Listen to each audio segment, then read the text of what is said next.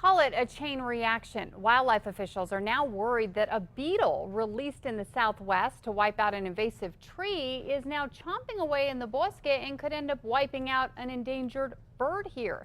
News 13's So-Young Kim explains the problem. So-Young. Kim, these beetles were first seen in New Mexico about 10 years ago. Now they're destroying trees where willow flycatchers nest, and that could become a huge problem.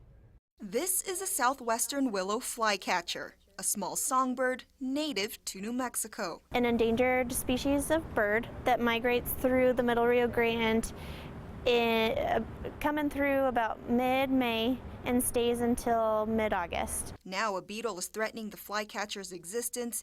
It eats the leaves around the flycatcher's nests on salt cedar trees. So those eggs could get really hot, and you know the parents need to go and get food so they could leave the nest, and then the eggs are just kind of out in the open.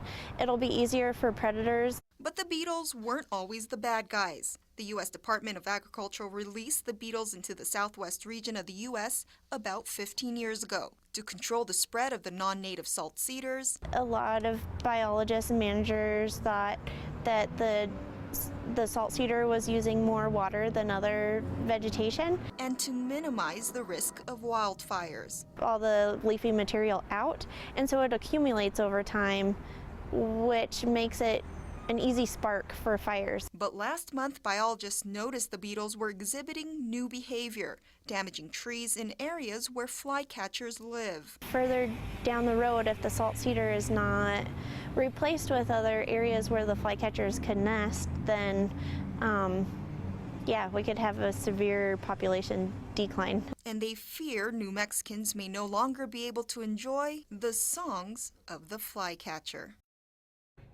Biologists say the ideal solution would be replacing the salt cedar trees with native vegetation, but costs and resources are big obstacles. Back to you. Okay, thanks, So-Young. Now, U.S. Fish and Wildlife estimates there are about 400 breeding flycatchers in the mid-Rio Grande Valley. That's up from just a couple dozen a decade ago.